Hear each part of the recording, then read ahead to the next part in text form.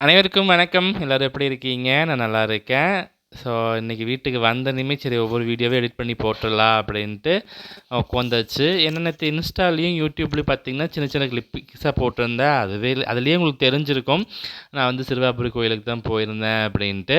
ஆமாங்க, நைட்டு வந்து ஒரு 8 மணிக்காட்ட வீட்லேருந்து கிளம்பி அப்பாவுக்கு, அம்மாவுக்கு, நம்ம ஜாக்கிக்கு எல்லாத்துக்கும் பாய் சொல்லிட்டு, ஈரோடு ரயில்வே ஸ்டேஷன் வந்துட்டேன். நைட்டு ஏற்காடு எக்ஸ்பிரஸில் தான் புக் பண்ணியிருந்தேன். இப்போ தான் புதுசா வேற இந்த எல்ஹெச்பி பாக்ஸ் எல்லாம் ஓப்பன் பண்ணியிருக்காங்க. நல்லா நீட்டா பண்ணியிருந்தாங்க அப்படின்னு சொல்லியிருந்தாங்க. ஸோ அத அப்படியே வீடியோ எடுத்துட்டு இருந்தேன். இதில எனக்கு ஒரு சங்கடமான விஷயம் என்னன்னா, எனக்கு வந்து ஆர்ஏசி தான் கிடைச்சிருந்தது. கிட்டத்தட்ட இந்த 1 வருஷமா நான் சிறுவாபுரி போயிட்டுருக்கேன். ஒரு 20 டைம் போயிருப்பேன்னா சென்னை. ஆனா இந்த 20 டைமே பார்த்தீங்கன்னா, ஆர்ஏசி கிடைச்சிச்சுன்னா, சப்போஸ் எனக்கு ஆர்ஏசி கிடைச்சதுன்னா, டிக்கெட் வந்து கண்டிப்பா கன்ஃபார்ம் பண்ணி குடுத்துருவாரு டிடிஆர். பர்த் கிடச்சிரும். ஆனா இந்த டைம் கிடைக்கவே இல்லைங்க. அதுக்கப்புறம் என் ஆப்போசிட்ல இருந்தவர் பார்த்தீங்கன்னா, கொஞ்சம் வயசானவரு. சரி நீங்க படுங்க, நான் கீழ படுத்துக்கிறேன் அப்படின்ட்டு கீழ தான் படுத்திருந்தேன். நைட்டு ஃபுல்லா தூக்கமே இல்லைங்க. அதுக்கப்புறம் பார்த்தீங்கன்னா, நானு அங்கிருந்து சபர்பன் ட்ரெயின் புடிச்சு கவரப்பேட்டை வந்து, கவரப்பேட்டையிலேருந்து சிறுவாபுரி வந்துட்டேங்க. ஆனா காலையிலேயே அவ்வளோ கூட்டங்க. கிட்டத்தட்ட ஒரு 6, 6:30 பார்த்தீங்கன்னா, சரியான கூட்டம். ரொம்ப தூரம் லைன் நின்னுட்டு இருந்துச்சு. சரி நான் போய் குளிச்சுட்டு வந்துரலாம் அப்படின்ட்டு, போய் குளிச்சுட்டு வந்தோனே பார்த்தீங்கன்னா, ஃபேஸ் கொஞ்சம் டல்லா தான் இருந்துச்சு. ஏன்னா நைட் ஃபுல்லா தூங்கவே இல்லைலங்க. அப்புறம் சரி ஓகே, ஃபஸ்ட்டு நம்ம லைன் கூட்டம் அதிகமா இருக்கு. ஆனா இருந்தாலும் நம்ம போய் தீபமெல்லாம் போட்டு வந்துரலாம் அப்படின்ட்டு அங்க போனா, இப்ப தான் நான் பார்க்குறேன், அந்த தீப மண்டபத்தில வந்து தீப ஏத்துறதுக்கு விடுறது இல்லைங்க. அங்க வந்து அணையா விளக்கு வச்சிருக்காங்க. அதில தான் வந்து நெய், எண்ணெயெல்லாம் ஊத்துறதுக்காக விடுறாங்க. ஆனா அதுக்கு பின்னாடியும் பார்த்தீங்கன்னா, நெறைய பேர் அதில தான் வந்து விளக்கு போட்டுட்ருக்காங்க. ஏன்னா அங்க சிறுவாபுரிக்கு வரவங்க நம்பிக்கை என்னன்னு பார்த்தீங்கன்னா, 6 வாரத்தில வந்து வாரம் வாரம் 6 விளக்கு போடணும் அப்படிங்கிறது தான் வந்து அவங்களோட நம்பிக்கை. ஆனா அதுவே இல்லாம பண்ணிட்டாங்க. அதுக்கப்புறம் போய் லைன்ல நின்னேங்க. கிட்டத்தட்ட 7:30க்கு போய் லைன்ல நின்னேன். நான் சாமி வரும்போது மணி 10.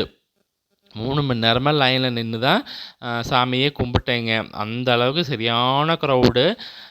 இன்னுமே பார்த்தீங்கன்னா, நான் நெனச்சது என்னன்னா, அந்த இதில ஜூலைலேருந்து செப்டம்பர் வரைக்கும் அந்த அளவுக்கு க்ரவுட் இருக்காது அப்படின்னு தான் நெனச்சேன். ஆனா நேத்துமே நெறைய பேர் வீடியோ போட்டிருந்தாங்க. 3 மணி நேரம் நின்னோம், 5 மணி நேரம் லைன் நின்னோம் அப்படின்ட்டு.